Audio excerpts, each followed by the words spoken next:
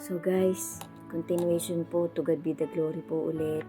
Isang mapagpalang pagkakataon po ulit sa bawat isa sa atin.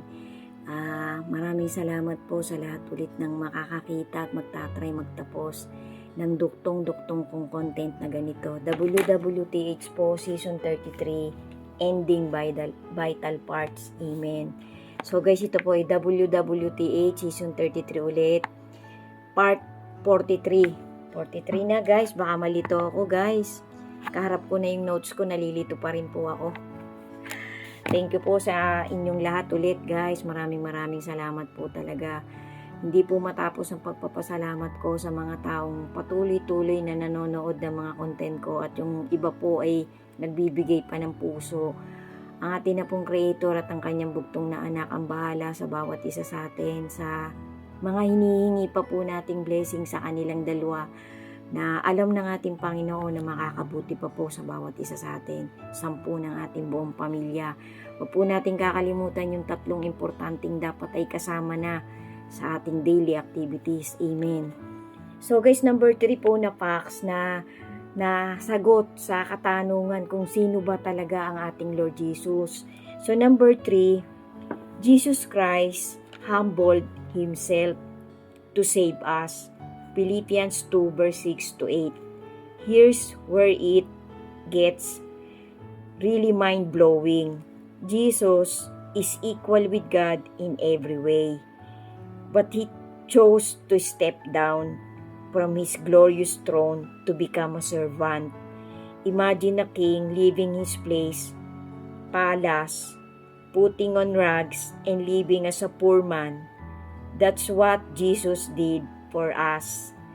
He took on human nature, suffered and died on a cross to rescue all of us, generation by generation, from sin and death. This wasn't a demotion, it was an act of an ultimate love.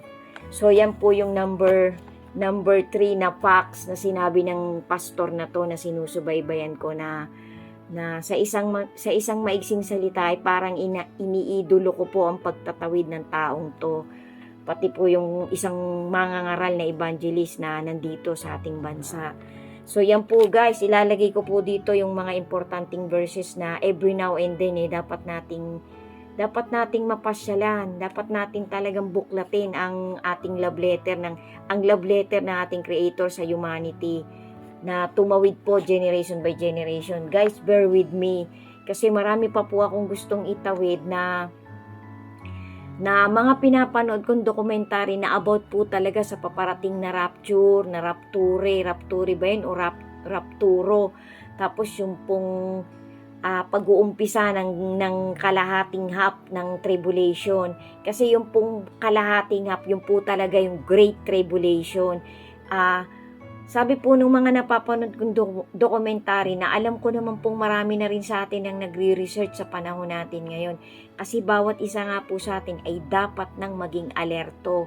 Kasi papalapit na po ng papalapit talaga yung, kumbaga sa mga vital events na talagang kasama tayong lahat. Kasi tayo po'y last generation na ng humanity, pati po yung mga taong maiiwan after rapture. Kasi nga po, mauuna talaga yung imminent po, yung po talaga yung pinaka-immediate na mangyayari, yung harpacho, yung rapture. And then, magbubukas po talaga yung papasok na tribulation, yung kalahating 3 and a half. Bago po talaga mag-umpisa yung kalahati ng Great Tribulation, palitaw na po yung Antichrist. Kaya kaabang-abang po guys, kaya maging alerto po tayo, be focused, be alert, be vigilant each day na dumidilat pa ang ating mga mata. Kasi buhay man tayo o patay, kapag tayo ay naging chosen, ihahanguin po tayo po talaga ang unang ililigtas.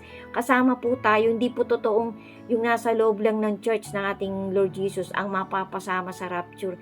Kasi sabi nga po ng isang matuwid na mangangaral, ang natatandaan ko po sa kanya mga exposition, napakakunti po kapag yung lang nandun sa church ang macho-chosen.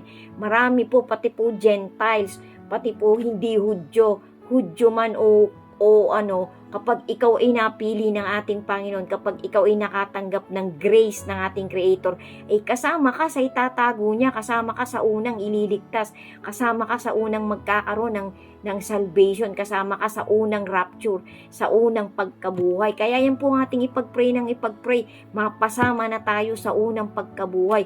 Kasi yung pangalawa pong pagkabuhay, every now and then po, dinadagdag ko yan guys, yung pangalawa pong pagkabuhay, ay yung po verdict time na.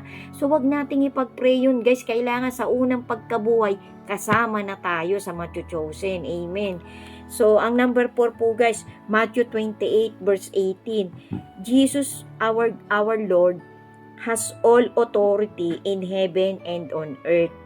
After His resurrection, Jesus Christ declared all authority in heaven and on earth has been given to me.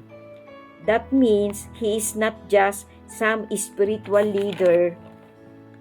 He is the King of Kings and Lord of Lords. When you pray in Jesus' name, you are invoking the highest authority in existence.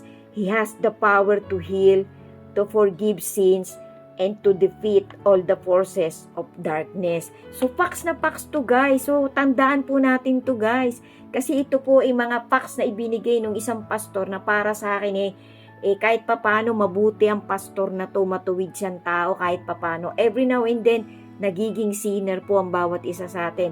Pero dahil nga po siya'y pastor, meron po siyang obligasyon na talagang, meron siyang parang maliit na authority na nakakaintindi sa binigyan sa nating Panginoon ng medyo mataas na wisdom para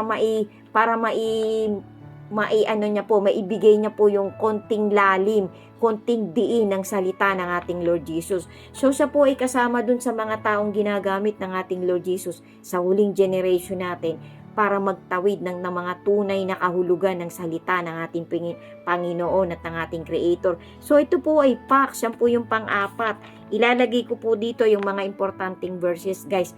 Pasyalan po ng ating mga mata para din po sa ikabubuti ng ating paglilingkod sa ating Panginoon. Kasi sabi nga po, pagdating ng rapture, kapag ikaw ay, kumbaga kasi para po sa akin, dun sa napanood kong isang dokumentary, tayo pong lahat ay parang sinusubaybayan ng mga mata ng ating Creator.